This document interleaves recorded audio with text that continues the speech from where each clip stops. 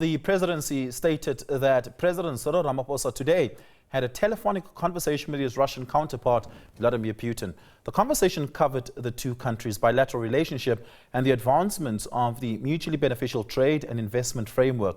The presidency also stated that the pair pledged their support to the process of returning home the South Africans fighting alongside Russian forces in Ukraine. Let's unpack this now with Defence Analyst Dean Wingrin, who joins us for more on this. Dean, good evening. Thank you so much for your time. Really do appreciate it. Do you have any sense, perhaps, however speculative it might be, as to why it took so long for this to become a conversation had between two presidents? One would imagine that it raises a serious concern if unlawfully one country's nationals are fighting in a war of another country on behalf of that country, that it would trigger a conversation between the two heads of states almost immediately. Good afternoon, and that's a very good question. And one must ask that question, why it has taken so long. President Ramaphosa and President Putin have had discussions before, and there have been many interactions between the foreign ministers and other members of cabinet of South Africa and of Russia. But this situation it's a very delicate situation, particularly for the Russians. They've been fighting for well over 4 years now after the invasion of Ukraine, and they're desperately short of manpower and of fighters and men to fight on the front on their behalf. And so they're not only taking in people from into the Russian army and into the military, but they're also the Russians are also using mercenaries and private military contractors. And that does complicate matters in the sense that these South Africans could have signed up involuntarily, unknowingly, with one of these private military contractors.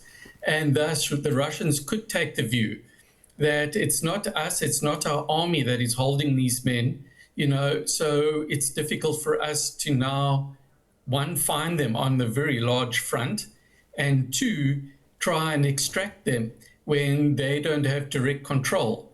And that would in fact, Dean, can I excuse? Can I pause you there because Can I pause you there because I want us to squarely double-click in on that exactly that point. Logistically, how difficult would it be to extract very specific combatants from an active war zone? It's very difficult. In this particular war zone, it's extremely wide front. I don't believe there's any single database of personnel serving on behalf of the Russians of exactly which units they're allocated to and where they are. There are tens of thousands of men fighting on behalf of Russia who are missing. They're scattered all around. Some of them have been taken prisoner. Some of them are missing in action. And hence, I think it will take a very concerted effort and time-consuming effort to find specific individuals, particularly if they're not Russian themselves. And that might also play a factor in the sense that the Russians are using thousands and thousands of foreigners to fight on their behalf. And they really do rely on those manpower. And it would be quite difficult for them to, one, find them and extricate them when there's so many Russians who appear to be in a very similar situation. So it's entirely possible right now, Dean, that it might not even be possible to locate these men at all, that they might have been potentially captured by Ukrainian forces and held captive by them, or that they might have actually died in combat and it's at this point would be undetermined. That's always a possibility. And, in an active war zone, it's extremely difficult to keep tabs of every single fighter. And there's a high likelihood that one of the delays in bringing them home is just simply because they can't find them. Yeah. Look, there has been active communication between some of the men who are in Russia and their families back in South Africa, albeit intermittent communication between them. So it's not entirely impossible to locate them, and perhaps not entirely impossible to extricate them from an active war zone. But you mentioned something interesting earlier, that there seemingly is very little appetite on behalf of the Russians to actually do this, given that they're quite thin on the numbers in the front lines, and that they need sort of every combatant and every boot on the ground to remain active therein. Do you think that that might be a latent deterrent to why this conversation has taken so long to reach this point in discussion? And do you think that might result in a further delay?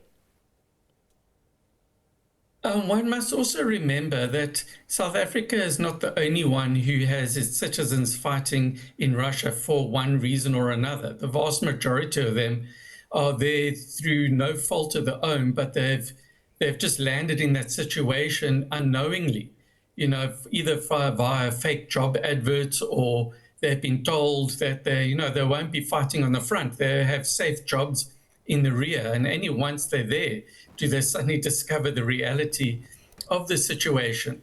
So I'm sure there's many countries that are interacting with the Russians, to say, particularly I think India is one of them, and Pakistan. Yeah.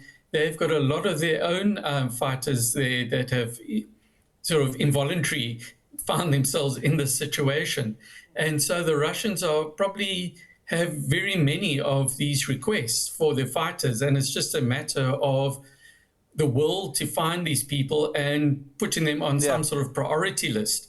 And when you're fighting a war such as this, where arguably, you're losing more men that you're actually recruiting every day, one wonders what the will is to actually withdraw people that you're relying on. Yeah, just lastly, as sad as that situation is. Yeah, just lastly, a very perhaps rudimentary and superfluous question, but one important nonetheless. Does the weather conditions in Russia at the moment contribute to the difficulty? It is the height of winter there.